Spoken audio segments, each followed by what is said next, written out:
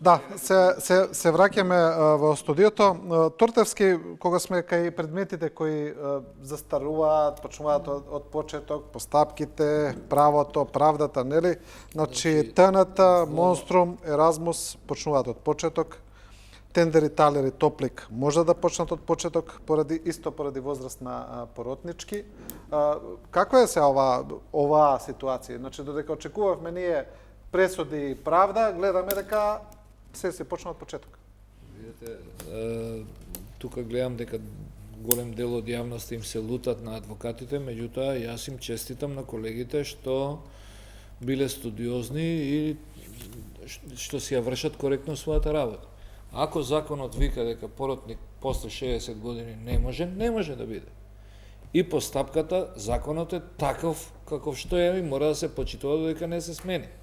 Таа постапка мора да почне од ново. Сега, законот им дава во тој случај можност на адвокатите да бираат дали доказите ќе се изведуваат или пак може да се прочитаат само. Меѓутоа, очигледен е мотивот на адвокатите да ги тегнат постапките, тоа е легитимен интерес, затоа што законот тоа им го дозволува. И тука, значи, ние како општество можеби треба да донесеме од овие работи да извлечеме заклучоци дека треба да елиминираме одредени решенија кои што доведуваат до застарување на постапките. Меѓутоа, во секој застарен предмет, ако јас го земам да го видам, јас ќе ви кажам кој е точно виновен зошто застарил. Заради тоа што, ако действието е, например, 2011, а постапката започнала 2018, а застарува 2021, тој кај што ќе застари судијата 2021, тој не е виновен, тој го добил 2020. Значи, виновен е тој што од 2011 до 2018 не покренал постапка. Значи, предметот стоел пасивно, некаде некој, значи, МВР, обвинителство, најчесто не постапували или седел во некоја фиока. Значи, секојаш се вперува прстот во судијата кај што предметот застара. Меѓутоа, тој објективно имал 6 месеци на располагање. Тогаш веќе готово е. Одбраната ќе ви измисли начини, ќе ги искористи законските можности што ги има и ќе го застари предметот. Значи, застареноста како институт зошто постои? Тоа е институт кој што го тера државниот орган да биде експедитивен. Инаку, ако не постои застареност, тогаш ќе се влечат постапките по 40, по 60 години. Еве, денеска давав завршен збор за Змиско око првото, 4 веќе умреа во текот на постапката. И уште предлогот на обвинителот е да не се утврди висината на штетата. Тука во дополнителна постапка да се утврдува, значи во наредните 40 години ќе утврдуваме битен елемент што треба овде да се утврди. Меѓутоа, тоа е она што викаат србите, бриго моја преđи на другога. Да, ама судијата тука не мора да го прифати тоа што побарала обвинител. И јас велам дека кривичните суди секогаш прифатуваат. Тоа е битниот елемент на делото, ако е 353 став 5 мора да се утврди висината на штетата тука. Меѓутоа, зборот ми е во секој предмет точно може да се види кој не постапувал. Точно може да се види. Затоа што ви велам, може предметот да стигне 2 години. 2 години објективно во судска постапка тешко може да се заврши предмет. Но гледаме дека најчесто кога представниците на власта се повикани за ова, они секогаш го вперуваат прстот кон судиите. Велат, суди, судство, суди. Најлесно е да префрлите на судијата. Судијата не може да земе предметот од обвинителот сам да го земе да го постапува. Обвинителот треба да му го даде него. Судиите прават друга грешка, што кога обвинителот забрљал доста работи, тој се обидува на некој начин да го санира тоа. И тука се грешките на судовите. Што кога гледаат дека во обвинението, обвинителниот акт не држи, не личи, ги нема елементите, што не го враќаат по преиспитување на обвинителен акт. Таа фаза е прескокната кај нас. Вратете го кај обвинителот и кажете му дека не е подготвен овој предмет за да се суди. Подоцна, бидејќи се прескокнува тоа, судот решава работи што требало да ги реши обвинителот и губи време. Потоа, праксата, јас сум работел во окружен суд на времето и мислам дека е сосема погрешно решението основните судови да ги судат сите предмети. На времето окружен суд, апелациониот суд сегашен, прв степен судеше кривични дела за кои што може да се изрече казна над 10 години затвор. Тоа беа судии што најмалку 8 години биле судии, па одеа во апелација, значи тоа беа судии со по 16 години искуство и таму немаше како сега да се договараат дали можеш 24 април.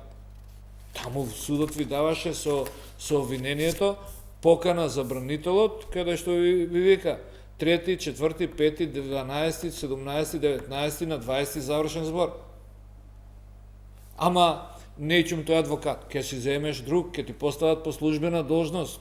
Значи имаше решение. Колеги, и сега се истите тие решенија. Ама во ред. Апсолутно се сега истите решенија. Јас не ги применувам, ви кажувам дека тоа што не се применува, тоа е друга работа. Судејќи дали Се додека нема одговорност, ова што вели колегата, може да се утврди точно кој што направил за предметот да застане. Апсолутно тоа е можно.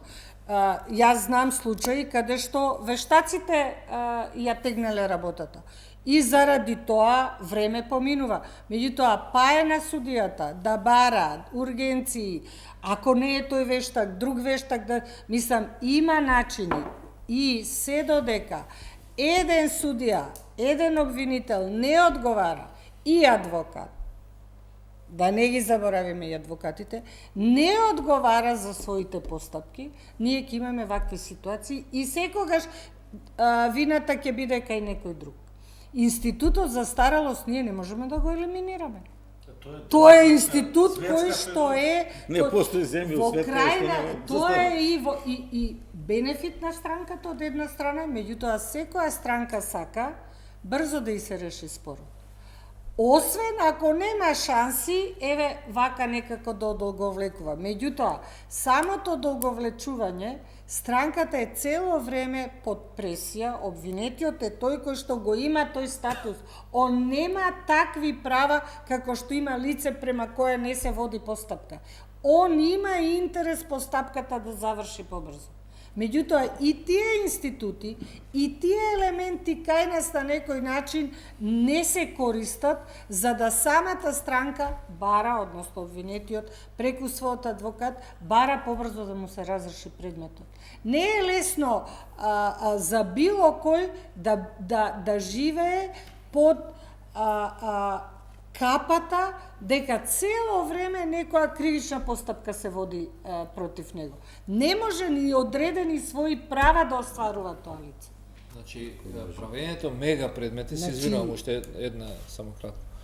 Кога обвинителство прави мега предмет со 71 обвинет, тој треба да седне да разговараат и да направат можеби симулирано нешто судење, да рече чекај сега 71 обвинет. Апсолутно. Законот не чини. Законот без еден обвинет не може да се одржи судење. Тоа треба да го решиме еднаш ние. Например, уредно е викан, знае обвинетиот, не доаѓа следниот пат, веднаш да продолжи постапката да му се суди во отсуство. А не се прекинува па известување од МВР, дали е достапен, па МВР нема да одговори, па подоцна некој друг нема да дојде. Значи, од 71 нормално дека еден ќе фати грип. И одлагањето е 3 месеци. Рачунајте 71 по 3 месеци, тоа се 210 Значи во пракса месеци. тоа судење е невозможно да се заврши. Речи си, еве ви кажувам, денеска под 14 години во прв степен завршен збор за ЗМИС колку еден. Да. Ја ви кажам неколку збора, се согласувам со тоа не е спорно, мене јас сум имал предмети и одавна не се занимавам со тоа, меѓутоа кога ќе помина 3 години и добивам ослободителна пресуда, претпоставам Тортевски има повеќе пати такви случаи, мене ме вика тој што го ослободиле, а што бил осомничен, вика кој ќе ми ги врати мене овие 3 години? Пошто се плашел, под стрес бил, ослабел и така натаму. Меѓутоа, од сите овие предмети што ги спомнате, тие се главно од специјално јавно обвинителство и се исполитизирани. Затоа викам ја дека тука не е чиста работата и дека треба да се размисли малку за тоа. Еве ТНТ гледаме што се прави, значи судија за во пензија, поротник, они си продолжуваат со судење. Тука брзаат, се зборува дека се преговара за 40 милиони надомесна штета и така натаму, така се зборува. Понатаму монструм. Зошто имаше потреба монструм да се одлага и така натаму?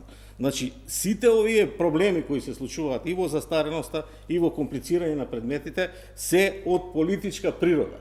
И затоа малку треба да се биде принципиелен и да се спроведуваат европски стандарди, а не да се оди на притисоци, на политички притисоци и така натаму. Инаку, за само случајот Еразмус тука е случајно во таа група, каде што има судии што ќе одат во поротници, што ќе одат во пензија, и тој дел треба да се преразгледа, бидејќи нели се коментираше често, да не се повторува, дека за 600 денари седат цел ден таму, па дали се исплати тоа, дали не, и оние два чекат да се ослободат од таа уврска, а реално немаат некоја екзекутивна моќ, односно они не одлучуваат спротивно на тоа што ќе одлучи судијата, судечкиот судија во спор. И затоа така се третирани, треба да им се даде некој повисок степен луѓе кои се упатени, помлади и така натаму. И тоа треба да биде дел од реформите и размислувањата кои понатаму би се применувале во пракса. Да, добро, нас ни истече времето. Ви благодарам на сите за учеството во оваа емисија, а вие, почитувани гледачи, следевте уште една анализа. Останете со програмата на Телевизија 24.